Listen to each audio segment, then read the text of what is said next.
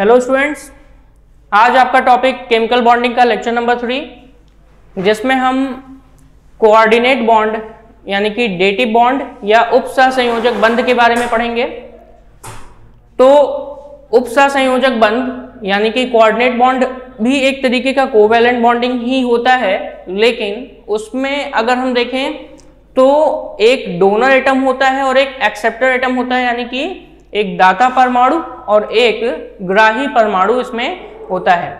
तो अगर हम कोऑर्डिनेट बॉन्ड के बारे में पढ़ें तो कोऑर्डिनेट बॉन्ड भी यानी कि जो डेटिव बॉन्ड है अर्थात उपसहसंयोजक बंध, ये दो एटम्स के बीच में बनता है, यानी कि दो परमाणुओं के बीच, जिनमें से एक परमाणु इलेक्ट्रॉन रिच होता है यानी कि जिसके पास इलेक्ट्रॉन की संख्या बहुत ज्यादा होती है, वहीं पर एक परमाणु उसमें से इलेक्ट्रॉन डेफिशिएंट होता है यानी कि जिसके पास इलेक्ट्रॉन की कमी होती है। तो सबसे पहली बात कि इससे पहले के वीडियो में मैंने आपको क्या क्या चीजें बताई थी, जैसे कि सबसे पहले हमने बताया था कोवैलेंट बॉन्डिंग और इलेक्ट्रोवैलेंट बॉन्ड, यानी कि अगर हम बात करें वैद्युत संयोजक बंध की, तो वैद्युत संयोजक बंध किसके किसके बीच बनता है। मैंने बोला था दो एटम्स चाहिए, इनमें से एक कैसा होना चाहिए, इलेक्ट्रोपॉजिटिव, तो दूसरा इलेक्ट्रोनेगेटिव। और इसमें से जो एक एटम है यानी कि एटम ए, उसमें उसके आउटर मोस्ट शेल में कितने इलेक्ट्रॉन हों, लगभग 1, 2 या 3। वहीं पे अगर एटम बी की बात करें तो उसके आउटर मोस्ट शेल में लगभग 6, 7 या 5 इलेक्ट्रॉन होने चाहिए, ठीक है, ताकि वो इलेक्ट्रॉन्स का जो ट्रांसफर है यानी कि जो इलेक्ट्रॉन्स एक सिरे से दूसरे सिरे तक ट्रांसफर होते हैं उनको क्या कर सकें, वो एक्सेप्ट कर सकें। क्लियर। तो यहाँ पे इलेक्ट्रॉन के ट्रांसफर यानी कि जो इलेक्ट्रॉनों का एक जगह से दूसरी जगह यानी कि अगर हम बात करें कैटायन से एनायन की तरफ जो ट्रांसफर है उसके बारे में अगर हम पढ़ें तो इससे जो बॉन्ड बनता है यानी कि इलेक्ट्रॉनों के ट्रांसफर से, इलेक्ट्रॉनों के स्थानांतरण से जो बॉन्ड बनता है उसी बॉन्डिंग को हम क्या कहते हैं, उसी बॉन्डिंग को इलेक्ट्रोवैलेंट बॉन्ड यानी कि वैद्युत संयोजक बंध कहते हैं, या इसको एक और नाम देते हैं, इसको हम आयनिक बॉन्ड यानी कि आयनिक बंध का नाम भी देते हैं, ठीक है। तो साथ ही साथ मैंने बताया था कि जो दो एटम्स हैं यानी कि दो परमाणु हैं उनके बीच का इलेक्ट्रोनेगेटिविटी का डिफरेंस जो है वो लगभग 2 या 2 से ज्यादा होना चाहिए, यानी कि अगर देखें इलेक्ट्रोनेगेटिविटी का डिफरेंस यानी कि विद्युत ऋणात्मकता का अंतर, तो लगभग 2 के बराबर होना चाहिए। क्लियर हो गया। यहीं पे अब इलेक्ट्रोनेगेटिविटी के डिफरेंस के बाद हमने और भी चीजें देखी थी, जिसमें से मतलब जो ट्रांसफर है उस ट्रांसफर के द्वारा जो कंपाउंड बनेंगे उनकी जालक ऊर्जा क्या होनी चाहिए, ज्यादा होनी चाहिए, ठीक है। तो ये तो इलेक्ट्रोवैलेंट के बारे में हो गया यानी कि वैद्युत संयोजक बंध। ऐसे ही कोवैलेंट बॉन्डिंग में बताया था कि कोवैलेंट बॉन्डिंग यानी कि जो सहसंयोजक बंध है ये इलेक्ट्रॉनों के म्यूचुअल शेयरिंग से होता है, यानी कि अगर हम इलेक्ट्रॉन के म्यूचुअल शेयरिंग यानी कि आपस में साझेदारी की बात करें, यानी कि दो एटम्स के बीच अगर आपस में साझेदारी द्वारा, इलेक्ट्रॉनों की साझेदारी द्वारा जो बंध बनते हैं उनको हम क्या कहते हैं, कोवैलेंट बॉन्ड कहते हैं, यानी कि सहसंयोजक बंध कहते हैं, ठीक है। तो सहसंयोजक बंध ये हो गया। इसके बाद अगर हम बात करें कि कोवैलेंट बॉन्डिंग के लिए कैसे एटम्स की जरूरत होगी, तो कोवैलेंट बॉन्डिंग के लिए नॉन मेटल्स यानी कि अगर देखें तो इलेक्ट्रोनेगेटिव एलिमेंट्स की जरूरत होंगी, ठीक है। कैसे एलिमेंट्स, इलेक्ट्रोनेगेटिव एलिमेंट्स की जरूरत होंगी। और इलेक्ट्रोनेगेटिव एलिमेंट्स के बीच में जो दो एटम्स हैं इनमें जो इलेक्ट्रोनेगेटिविटी का डिफरेंस है अर्थात विद्युत ऋणात्मकता का जो अंतर है ये शून्य या शून्य बहुत कम होना चाहिए, ठीक है। अगर इलेक्ट्रोनेगेटिविटी का डिफरेंस शून्य या बहुत कम होगा तभी जाकर उनके बीच कैसा बॉन्डिंग बनेगा, कोवैलेंट बॉन्डिंग होगा। साथ ही साथ कोवैलेंट बॉन्डिंग अगर सिमिलर एटम्स के बीच बन रहा है तो ऐसे बॉन्डिंग को या ऐसे कोवैलेंट बॉन्ड को हम कहते हैं नॉन पोलर कोवैलेंट बॉन्ड, यानी कि अध्रुवीय सहसंयोजक बंध। यहीं पे अगर जो कोवैलेंट बॉन्डिंग है ये दो डिफरेंट एटम्स के बीच हो रहा है यानी कि हेटेरो एटम्स के बीच, तो इसको हम क्या कहते हैं, ध्रुवीय कोवैलेंट बॉन्ड यानी कि पोलर कोवैलेंट बॉन्ड कहते हैं, ठीक है। अब कोऑर्डिनेट बॉन्ड की बात करें तो कोऑर्डिनेट बॉन्ड में सबसे पहली बात तो ये समझना है कि ये स्पेशल टाइप का एक कोवैलेंट बॉन्ड ही है, मतलब एक तरीके से अगर देखें तो विशिष्ट प्रकार का आपका सहसंयोजक बंध है। तो सबसे पहले आज का टॉपिक हम लिख लेते हैं। आज का टॉपिक है कौन सा बॉन्डिंग? कोऑर्डिनेट बॉन्ड, यानी कि उपसहसंयोजक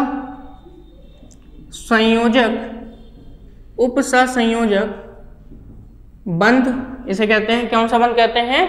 उपसहसंयोजक बंध का नाम दे देते हैं, या इसी को डेटिव बॉन्ड भी कहते हैं, डेटिव बॉन्ड भी कहते हैं। ठीक है, तो डेटिव बॉन्ड। तो चलिए सबसे पहले ये एक स्पेशल टाइप का कैसा बॉन्डिंग है? कोऑर्डिनेट बॉन्ड है, जहां पर जो शेयर्ड पेयर ऑफ इलेक्ट्रॉन है, यानी कि जो इलेक्ट्रॉन का युग्म है जो शेयर्ड किया गया, यानी कि साझेदारी की गई है, किसी को दिया गया, इज कंट्रीब्यूटेड बाय, यानी कि यहाँ पे ये भी बोल सकते हैं एक इलेक्ट्रॉन का पेयर है, तो यानी कि अगर देखें तो वहां पे इलेक्ट्रॉन्स कितने होंगे? 2 होंगे। Are contributed by one of the participating atoms. ठीक है, मतलब अगर हम बात करें किसकी? कोऑर्डिनेट बॉन्ड की, तो कोऑर्डिनेट बॉन्ड में जो इलेक्ट्रॉन पेयर है, यानी कि जो इलेक्ट्रॉन का युग्म है, वो एक एटम द्वारा कंट्रीब्यूट किया जाता है, यानी कि शेयर किया जाता है। यानी कि कितने इलेक्ट्रॉन? 2 इलेक्ट्रॉन, यानी कि इलेक्ट्रॉन पेयर अर्थात इलेक्ट्रॉन का युग्म, और जो दूसरा इलेक्ट्रॉन है वो क्या होता है? उसको एक्सेप्ट करता है। तो यहाँ पर ये अगर हम बात करें कोऑर्डिनेट बॉन्डिंग में, तो कोऑर्डिनेट बॉन्ड हमेशा याद रखिए कितने एटम्स के बीच, या कितने अगर देखें परमाणुओं के बीच या मॉलिक्यूल्स के बीच, तो 2 यहाँ पे ए मान लेते हैं और क्या मान लेते हैं? बी। ए जो है ये इलेक्ट्रॉन डोनर का काम करेगा, यानी कि इलेक्ट्रॉन पेयर को मान लेते हैं ये क्या कर रहा है? शेयर कर रहा है। ठीक है, तो इलेक्ट्रॉन पेयर को शेयर कर रहा है, और ये जो बी है ये इलेक्ट्रॉन पेयर्स को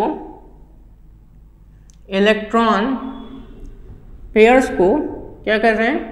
एक्सेप्ट कर रहे हैं। ठीक है, तो ये इलेक्ट्रॉन पेयर्स को क्या करते हैं? एक्सेप्ट करते हैं।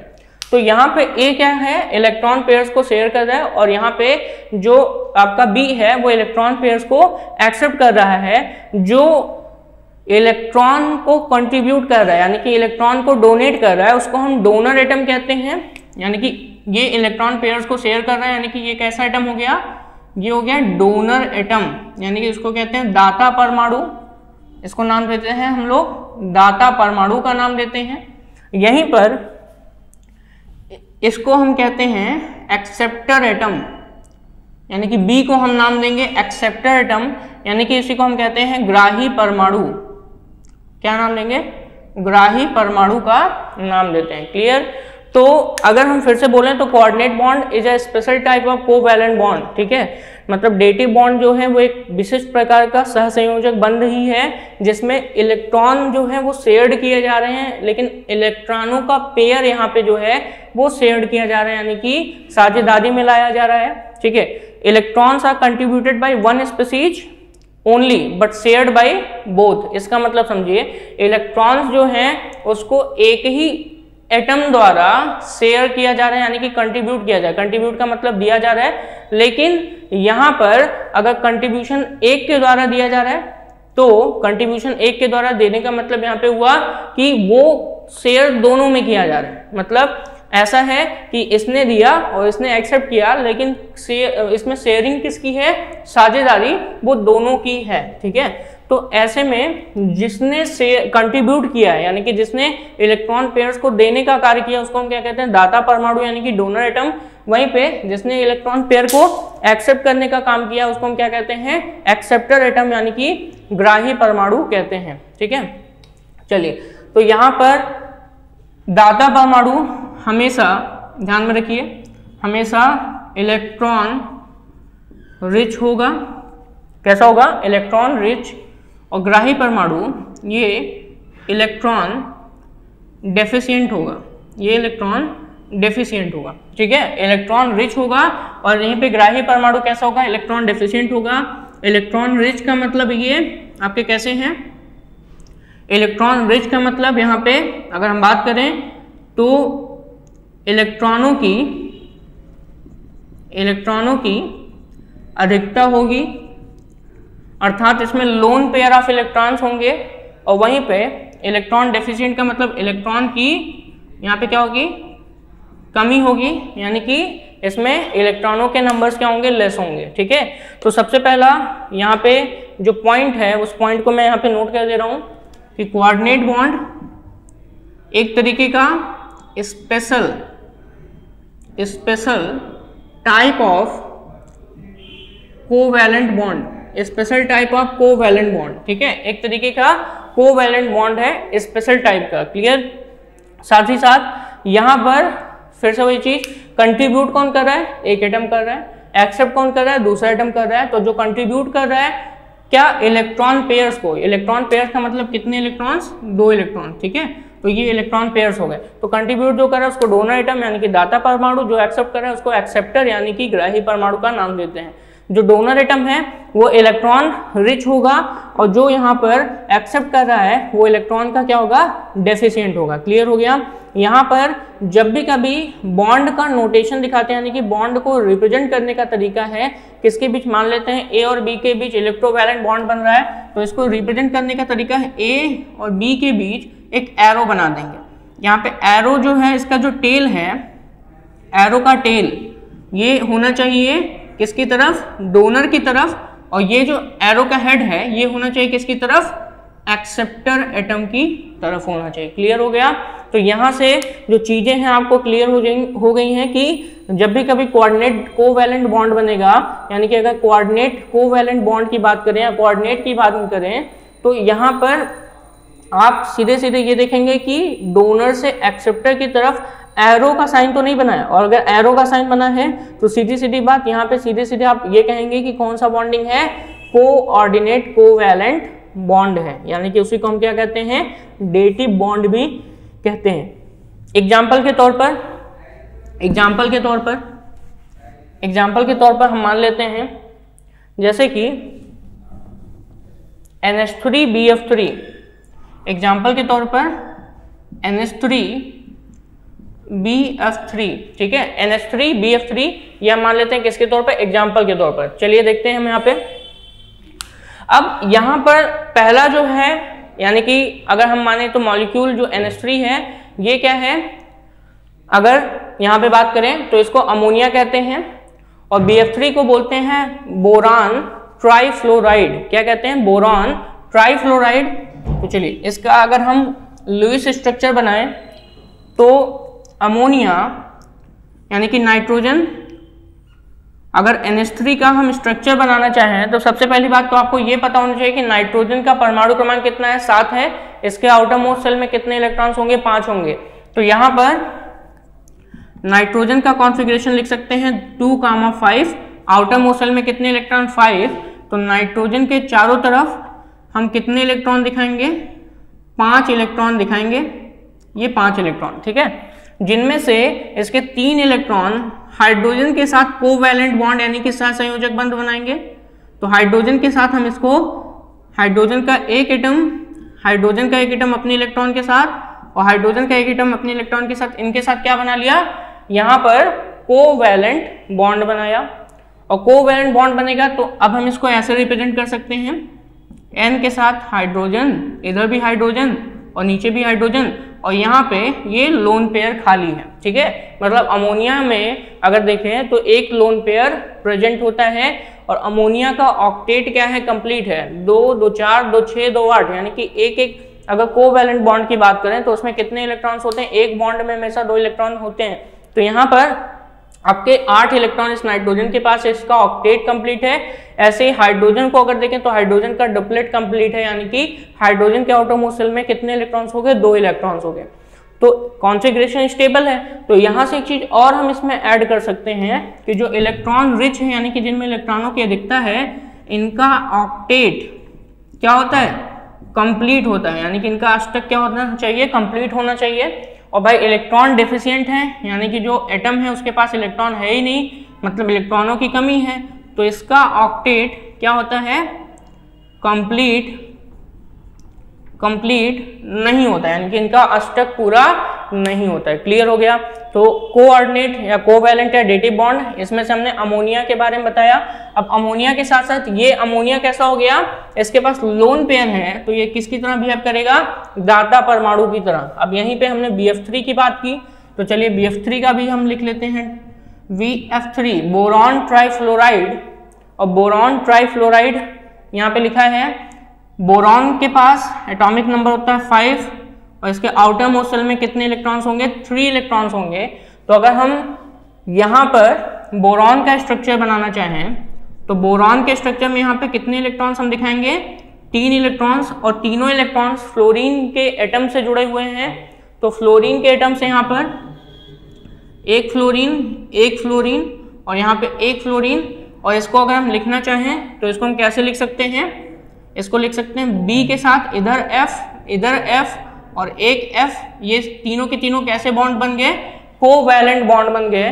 और ये जो कोवैलेंट बॉन्डिंग है किसमें, BF3 में, यही आपका क्या कहलाएगा। अगर देखें तो इसमें 1 बॉन्ड, 2 बॉन्ड, 3 बॉन्ड, कोई लोन पेयर नहीं है। तो इसके पास आउटर मोस्ट शेल में सिर्फ कितने इलेक्ट्रॉन्स हो गए, सिर्फ और सिर्फ 6 इलेक्ट्रॉन्स हैं, जबकि आपको पता है आउटर मोस्ट शेल में कितने इलेक्ट्रॉन होने चाहिए, टोटल मिलाकर के 8 इलेक्ट्रॉन, जिससे उसका ऑक्टेट कंप्लीट हो। ठीक है, तो यहाँ पे BF3, और BF3 को इसीलिए हम क्या कहते हैं, इलेक्ट्रॉन डेफिशिएंट का नाम देते हैं। ठीक है, तो इसके पास एक लोन पेयर है जो कि ऑक्टेट कंप्लीट होने के बाद एक्सेस में बचा है।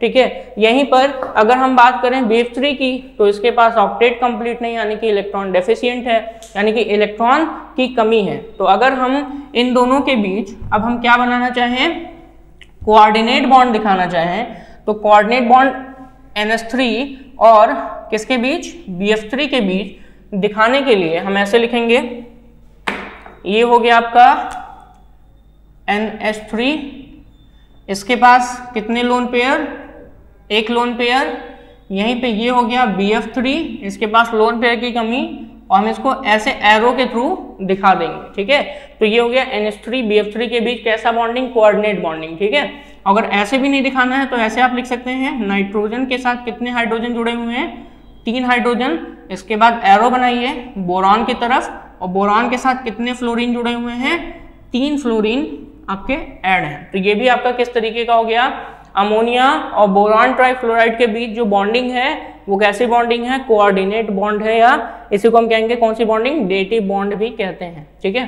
क्लियर हो गया। अच्छा, तो यहां से एक चीज आपको पता चली कि एक तो इलेक्ट्रॉन रिच है और एक कैसा है, इलेक्ट्रॉन डेफिशिएंट। तो जो इलेक्ट्रॉन रिच मॉइटी है उसको हम कहेंगे लुईस बेस। क्या नाम देंगे हम उसको, लुईस बेस, यानी कि लुईस क्षार का नाम देंगे। इसको हम नाम देंगे लुईस बेस, यानी कि लुईस क्षार का नाम देंगे।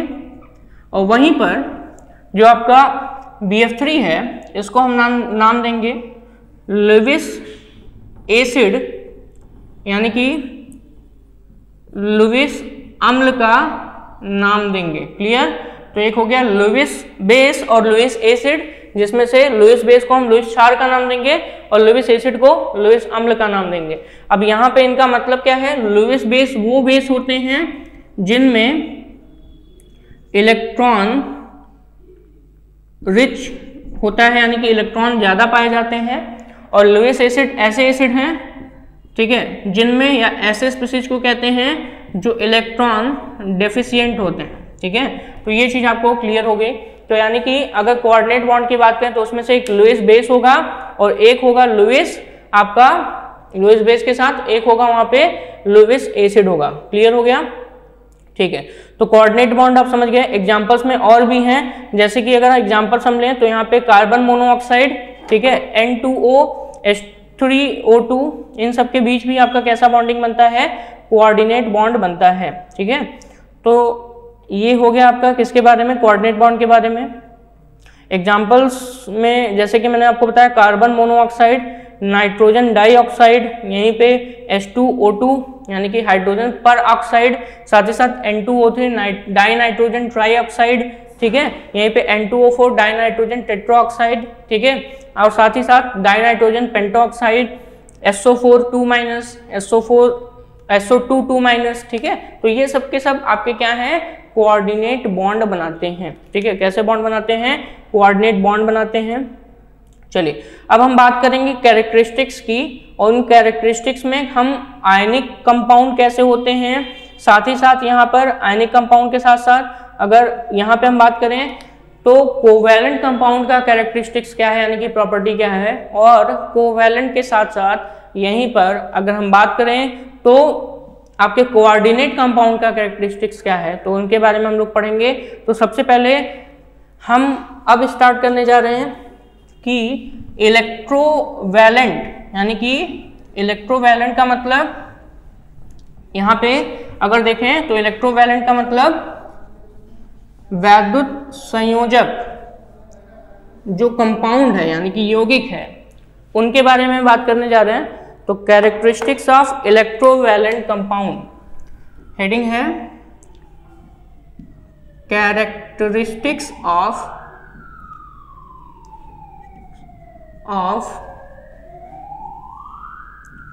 Electrovalent compounds. ध्यान से इसको समझना है। कैसे समझेंगे, समझिए। हमने आपको पहले देखिए हमने क्या क्या चीज़ें समझाई, उसके बाद ये क्यों पढ़ा रहे हैं ये भी समझना जरूरी है। हमने आपको इलेक्ट्रोवैलेंट बॉन्ड पढ़ाया, ठीक है, कैसा बॉन्ड पढ़ाया? इलेक्ट्रोवैलेंट यानी कि आयनिक बंध। इसके बाद हमने आपको कोवैलेंट बॉन्ड पढ़ाया, देन आपको अभी मैंने कोऑर्डिनेट बॉन्ड पढ़ाया, ठीक है। यानी कि सबसे पहले मैंने बॉन्ड को खत्म किया कि बॉन्ड की प्रॉपर्टी क्या क्या है, या बॉन्ड कैसे होते हैं या बनते कैसे हैं, ये सारी चीजें मैंने आपको क्लियर की।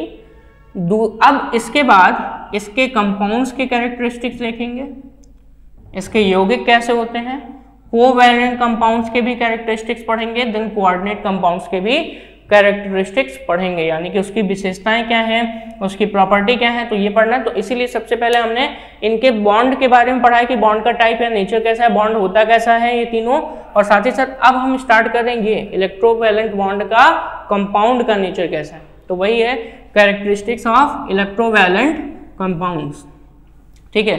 इसको हिंदी में क्या कहेंगे? वैद्युत संयोजक, वैद्युत संयोजक यौगिकों के गुण, ठीक है, वैद्युत संयोजी यौगिकों के गुण, ये हो गया आपका, ये हेडिंग हो गया। तो सबसे पहले अगर बात करें तो इलेक्ट्रोवैलेंट कंपाउंड जो होते हैं वो जनरली क्रिस्टलाइन इन नेचर होते हैं, यानी कि अगर बात करें तो ये क्रिस्टल के प्रकृति वाले होते हैं, अर्थात इलेक्ट्रोवैलेंट कंपाउंड का क्रिस्टल आसानी से तैयार किया जाता है। इनमें जो कॉन्स्टिट्यूएंट्स आयंस होते हैं, आपको सीधी सीधी बात पता है कि अगर हम इलेक्ट्रोवैलेंट कंपाउंड की बात करेंगे तो उसमें आयंस होंगे, कैटायंस और ऋणायन, यानी कि एनायन होगा, यानी कि धनायन और ऋणायन पाए जाते हैं, यानी कि कैटायन और एनायन पाए जाते हैं। तो ये क्रिस्टल के अंदर रेगुलर वे में अपने लैटिस में अरेंज होते हैं, यानी कि लैटिस का बात करें या लैटिस किसे कहते हैं, जालक किसे कहते हैं, तो जालक इनका जो अरेंजमेंट है एक तरीके से उसे हम क्या कहते हैं, लैटिस का नाम देते हैं। क्रिस्टल का जो अरेंजमेंट होता है उसी को हम लैटिस कहते हैं,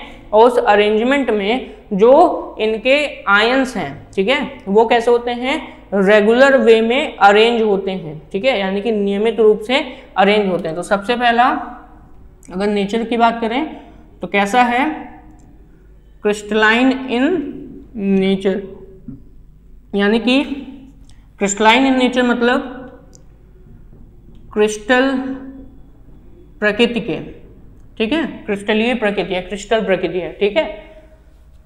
अगला ions are arranged in regular way, ठीक है, इन देयर लैटिस, लैटिस को हिंदी में कहते हैं जालक, ठीक है। तो जालक के अंदर जो आयंस हैं, ठीक है, जैसे कैटायन और एनायंस, इसमें एक हो गया कैटायंस और एक हो गया एनायंस, यानी कि कैटायंस को क्या कहते हैं आप लोग, धनायन, और इसको क्या नाम देते हैं आप, ऋणायन का नाम देते हैं।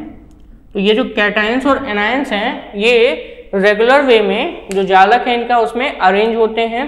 मतलब अगर बात करें किसी भी सपोज दैट मान लो आपके पास एक क्यूब है, ठीक है, क्यूब है, और उस क्यूब के जो ये आपके मान लीजिए ये क्यूब बना लिया हमने, और इस क्यूब के इन कॉर्नर्स पर कुछ एटम्स रखे हैं, तो कॉर्नर्स पे ही एटम रखा जाएगा उसके लैटिस में, चाहे जहां से उठा लें उसकी लैटिस। मान लेते हैं एटम पे A+ रखा गया है, ठीक है, A+ रखा गया है, मतलब कोई उसका एनायन रखा गया है, ठीक है, ये A+ हो गया।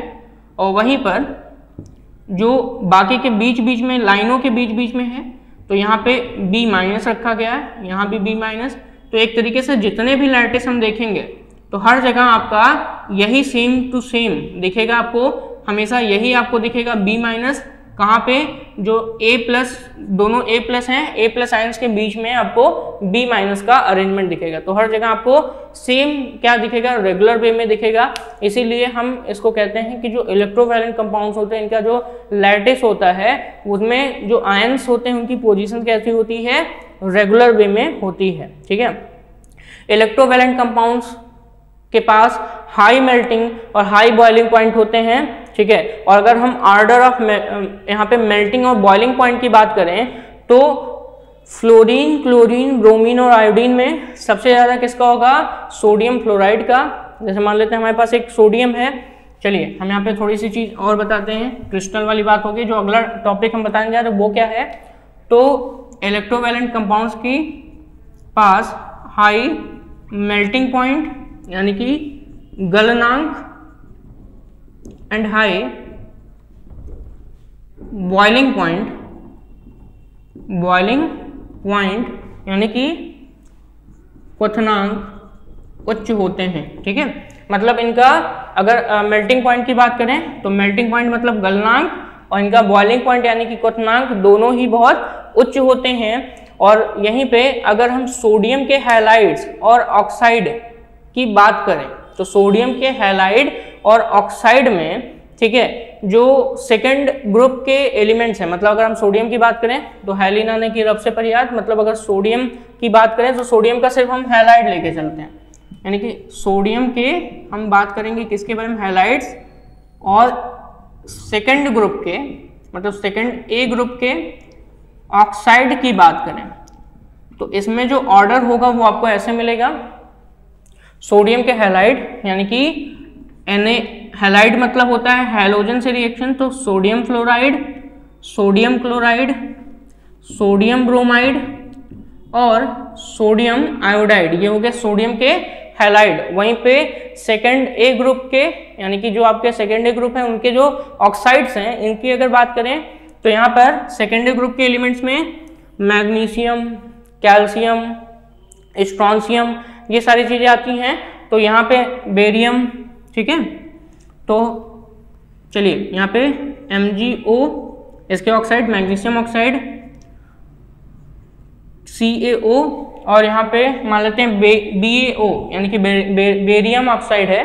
तो ये सब अगर देखें तो इनका ऑर्डर देखा जाए तो सबसे ज़्यादा जो मेल्टिंग पॉइंट का ऑर्डर है वो ऐसे होगा, sodium fluoride, sodium chloride, then sodium bromide, and सबसे कम मेल्टिंग पॉइंट किसका होगा, सोडियम आयोडाइड का। और यहीं पे अगर हम सेकेंडरी ग्रुप के ऑक्साइड्स की बात करें यानी कि सेकेंडरी ग्रुप के एलिमेंट्स में कौन कौन से एलिमेंट्स लिए, मैग्नीशियम, कैल्शियम और बेरियम, तो इनके जो ऑक्साइड्स हैं इनका भी अगर मेल्टिंग पॉइंट देखें या बॉइलिंग पॉइंट तो आपका इस ऑर्डर में होगा, यानी कि मैग्नीशियम ऑक्साइड का सबसे ज़्यादा, फिर कैल्शियम का उससे क्या है कम है, और सबसे कम किसका है, बेरियम ऑक्साइड का है। क्लियर हो गया।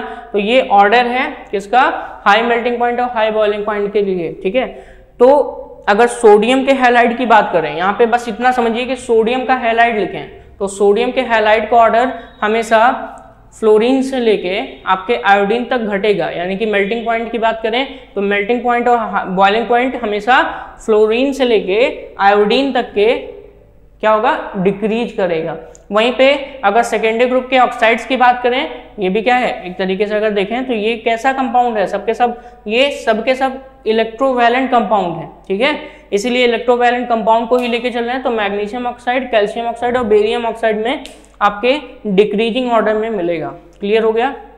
नेक्स्ट की बात करें तो इलेक्ट्रोवैलेंट कंपाउंड्स कैसे होते हैं, हार्ड होते हैं यानी कि कठोर होते हैं, और ब्रिटल इन नेचर, ब्रिटल का मतलब होता है आसानी से टूट जाते हैं। ठीक है, तो चलिए ब्रिटल इन नेचर।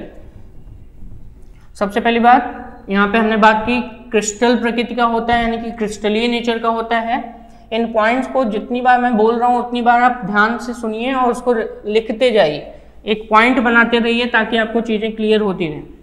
ठीक है, तो यहाँ पर आपका अगला पॉइंट जो है वो है hard and brittle.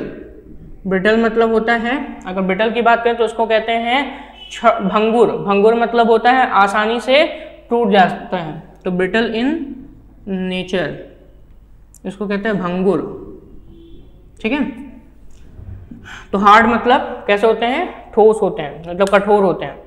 Electrovalent solid do not conduct electricity. ठीक है, मतलब अगर हम इलेक्ट्रोवैलेंट सॉलिड की बात करें तो इलेक्ट्रोवैलेंट सॉलिड जो होते हैं, जो ठोस पदार्थ हैं, वो इलेक्ट्रिसिटी का कंडक्शन नहीं करते, यानी कि उससे विद्युत धारा प्रवाहित नहीं होती। लेकिन अगर वहीं पे इलेक्ट्रोवैलेंट कंपाउंड्स को हम मॉल्टेन स्टेट में ले आए, यानी कि पिघली हुई अवस्था में ले आए, यानी कि उसको पिघला दें, उसको मेल्टिंग पॉइंट तक ला करके हम उसके जो कंपाउंड्स उनको पिघला दें, तो या उनको हम सोल्यूशन यानी कि विलेन में कन्वर्ट करें, तो वो क्या करते हैं, इलेक्ट्रिसिटी यानी कि विद्युत धारा का प्रवाह देने लगते हैं, यानी कि इलेक्ट्रिसिटी का कंडक्शन उनमें होने लगता है। तो यहाँ पे फिर से सुन लीजिए कि अगर बात करें किसकी, इलेक्ट्रोवैलेंट कंपाउंड्स की, तो सॉलिड स्टेट में यानी कि सॉलिड कंडीशन में ये इलेक्ट्रिसिटी यानी कि विद्युत का चालन नहीं करते हैं, और जब भी कभी चालन करेंगे तो या तो फ्यूज्ड स्टेट में या तो सॉल्यूशन स्टेट में, यानी कि विलेन के रूप में। ठीक है, तो यहाँ पर सॉलिड इलेक्ट्रोवैलेंट कंपाउंड्स, EVC का मतलब इलेक्ट्रोवैलेंट कंपाउंड, समझ सकते हैं आप, क्योंकि बार बार मैं वही लिख रहा हूं। तो solid electrovalent compounds do not conduct electricity. ठीक है, इलेक्ट्रिसिटी यहीं पे मॉल्टेन यानी कि पिघला हुआ फॉर्म और सॉल्यूशन कैन कंडक्ट। ठीक है, ये लिख सकते हैं। मतलब अगर बात करें इलेक्ट्रिसिटी की तो सॉलिड फॉर्म में नहीं होगा, लेकिन मॉल्टेन या सॉल्यूशन फॉर्म में इलेक्ट्रिसिटी कंडक्ट हो सकती है। यहीं पे इलेक्ट्रोवैलेंट कंपाउंड की सॉल्युबिलिटी की बात करें तो इलेक्ट्रोवैलेंट कंपाउंड्स में, क्योंकि आपको पता है धनायन और ऋणायन होते हैं, तो इसीलिए इनको हम क्या कहते हैं, पोलर मॉलिक्यूल्स कहते हैं या पोलर कंपाउंड कहते हैं। और पोलर कंपाउंड होने की वजह से ये हमेशा पोलर सॉल्वेंट्स में ही सोल्यूबल होते हैं। ध्यान रखिएगा, लाइक डिजॉल्व्स लाइक, ये टर्म आप एक जगह याद कर लीजिए, लाइक डिजॉल्व्स लाइक, ध्यान से सुनिए, इसका मतलब क्या है, ये टर्म से याद रखिए, सॉल्युबिलिटी के टर्म में बहुत हेल्प करता है। लाइक डिजॉल्व्स लाइक का मतलब है, यहां पर अगर आपके पास नॉन पोलर मॉलिक्यूल है यानी कि सल्यूट है, तो नॉन पोलर सॉल्वेंट में ही डिजॉल्व होगा। ठीक है, किसमें डिजॉल्व होगा, अगर आपके पास नॉन पोलर क्या है, सल्यूट है या कोई पदार्थ है, उसको आप क्या करना चाहते हो, सोल्यूबल करना चाहते हो, तो हमेशा नॉन पोलर सॉल्वेंट में ही डिजॉल्व होगा। जैसे कि बेंजीन, नॉन पोलर सॉल्वेंट का कुछ नाम भी रहते हैं, बेंजीन, एसीटोन, ये सब।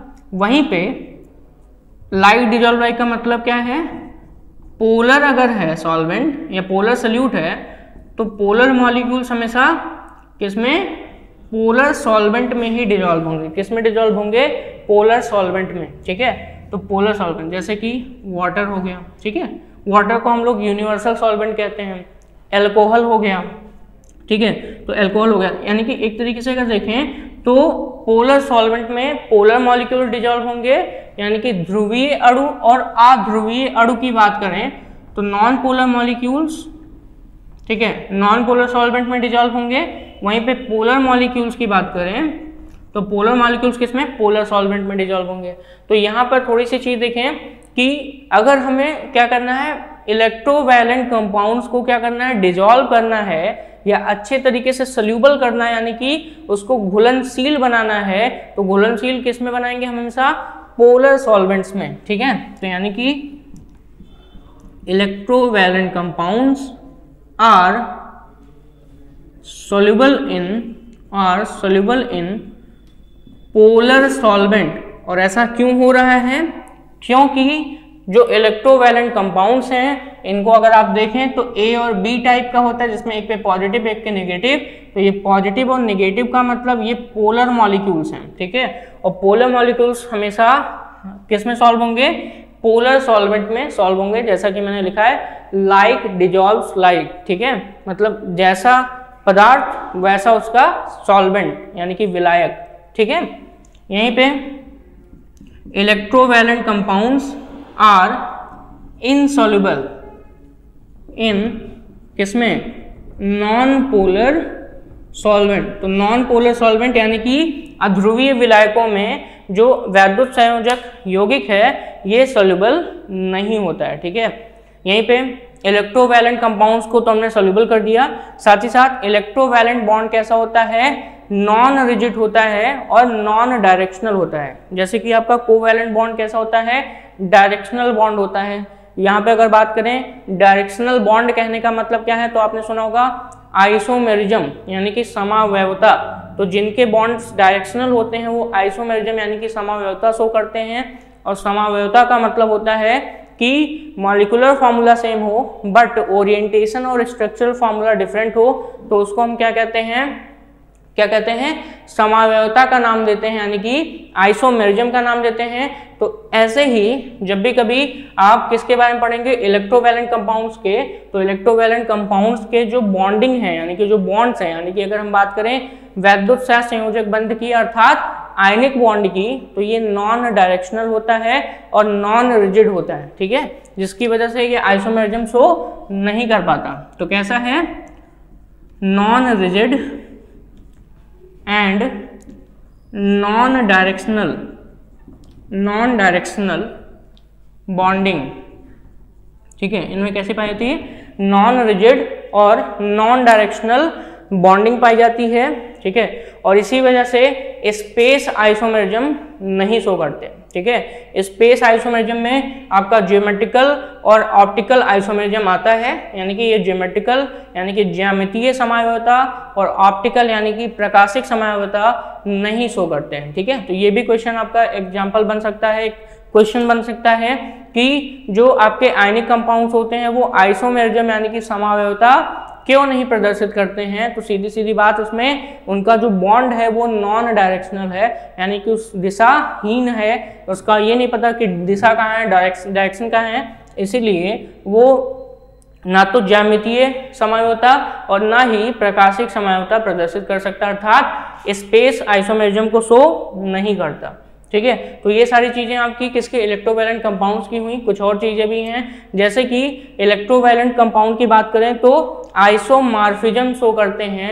आइसोमॉर्फिज्म का मतलब एक ही तरह के कई सारे स्ट्रक्चर्स देखने को मिलते हैं, तो उसको हम कहते हैं आइसोमॉर्फिज्म। मॉर्फिज्म मतलब होता है, अगर बात करें तो मॉर्फिज्म मतलब होता है स्ट्रक्चर, और यहीं पे आइसो मतलब सेम, तो सेम स्ट्रक्चर शो करते हैं, ठीक है। तो यहाँ पर हम लिख सकते हैं सो आइसोमॉर्फिज्म क्या शो करते हैं, आइसोमॉर्फिज्म शो करते हैं, क्लियर, ठीक है। यहीं पे इलेक्ट्रोवैलेंट कंपाउंड्स की बात करें तो अगर हम इनको सोल्यूशन में क्या करें, इनका सोल्यूशन बनाएं तो ये अपने आयंस में टूट जाते हैं। मतलब अगर जैसे मान लीजिए सोडियम क्लोराइड है और सोडियम क्लोराइड का हम सोल्यूशन बनाएं, तो सोडियम क्लोराइड का सोल्यूशन बनाने पर ये अपने आयंस में यानी कि Na+ और Cl- में टूट जाएंगे। यानी कि सीधी सीधी बात, electrovalent compounds furnish ions in solutions. मतलब अगर इनके विलयन बनाए जाए तो हमेशा रखिए कि इलेक्ट्रोवैलेंट कंपाउंड्स के जो जलीय विलयन है या विलयन है उसमें वो आयंस में टूट जाते हैं, ठीक है। सॉल्यूशंस इन सॉल्यूशंस दे फर्निश आयंस, ठीक है, क्या करते हैं, आयन, जैसे NaCl प्लस वाटर। तो यहाँ पे NaCl का अगर हम एक्वस में यूज करें, एक्वस सोल्यूशन बनाएं, तो यहाँ से ये क्या होगा, Na प्लस एक्वस और Cl माइनस एक्वस के फॉर्म में क्या हो जाएगा, ब्रेक हो जाएगा, मतलब आयंस में टूट जाएंगे। ठीक है, ऐसे ही जैसे मान लेते हैं आपके पास KCl है, KCl और सिल्वर नाइट्रेट है। ठीक है, इसको हम क्या कहते हैं, KCl यानी कि पोटेशियम क्लोराइड, और यहीं पे अगला जो है इसको हम कहते हैं सिल्वर नाइट्रेट। तो पोटेशियम क्लोराइड और सिल्वर नाइट्रेट से अगर हम रिएक्शन कराएं तो यहाँ पे जैसा कि पता है पोटेशियम क्लोराइड पे K प्लस Cl माइनस होता है, यानी कि इस पे प्लस, इस पे माइनस, इस पे प्लस और इस पे माइनस, तो प्रोडक्ट क्या बनेगा, AgCl और पोटेशियम नाइट्रेट बनेगा, यानी कि सिल्वर क्लोराइड और साथ ही साथ पोटेशियम नाइट्रेट बनेगा। तो पोटेशियम नाइट्रेट और सिल्वर क्लोराइड। अब यहाँ पे ये कहने का मतलब क्या है, समझिए कि अगर ये आयंस में ना गया होता अपने विलयन बनाने में, मतलब हमारे पास पोटेशियम क्लोराइड का एक सोल्यूशन है, उसमें हमने सिल्वर नाइट्रेट डाला, रिएक्शन किया, तो सिल्वर नाइट्रेट का जब रिएक्शन हुआ तो वहाँ पे सिल्वर क्लोराइड बना जो डिपॉजिट हो गया, यानी कि जो सिल्वर क्लोराइड है ये आपका किस फॉर्म में बनेगा, PPT यानी कि प्रेसिपिटेट यानी कि अवक्षेप के रूप में बनेगा। तो ये मतलब मान लीजिए किसी टेस्ट ट्यूब यानी कि परख नली में हम ये रिएक्शन करा रहे हैं, तो जो AgCl है वो नीचे क्या जाके बैठ जाएगा, यानी कि नीचे अवक्षेपित हो जाएगा। ठीक है, तो यहाँ पर आपको अवक्षेपित मिला, यानी कि एक तरीके से कैसे आयंस कन्वर्ट हो गए। तो सिंपल सी बात, जब सोल्यूशन में घोला गया था, मान लेते हैं हमने पोटेशियम क्लोराइड लिया, उसको हमने सोल्यूशन बनाया, तो सोल्यूशन में घोलने पर वो अपने आयंस में टूट गया। ऐसे ही सिल्वर नाइट्रेट भी अपने आयंस में टूट गया और दोनों ने अलग अलग आयन से रिएक्शन कर लिया और प्रोडक्ट में क्या बनाया, सिल्वर क्लोराइड और पोटेशियम नाइट्रेट का निर्माण किया। क्लियर हो गया? ठीक है, तो यहाँ पर ये सारे प्रॉपर्टीज किसके थे, इलेक्ट्रोवैलेंट कंपाउंड्स के प्रॉपर्टीज हैं। और इलेक्ट्रोवैलेंट कंपाउंड्स यानी कि अगर बात करें तो इनको हम क्या कहते हैं, विद्युत संयोजक या विद्युत संयोजक यौगिक के नाम से जानते हैं, यानी कि इसको हम आयनिक कंपाउंड यानी कि आयनिक यौगिक भी कह सकते हैं। तो आज के इस वीडियो में हमने आपको क्या क्या चीज़ें बताई, कोऑर्डिनेट बॉन्डिंग सिखाया, साथ ही साथ जो आपके इलेक्ट्रोवैलेंट बॉन्ड्स हैं इनमें कैसे आप इनको कंपाउंड्स, मतलब इनके जो कंपाउंड्स हैं अर्थात यौगिक हैं, इनके कैरेक्टरिस्टिक्स क्या हैं, ये सारी चीज़ें आपने पढ़ी। नेक्स्ट वीडियो में हम कोवैलेंट कंपाउंड्स और कोऑर्डिनेट कंपाउंड्स के कैरेक्टरिस्टिक्स बताएंगे। Thank you so much.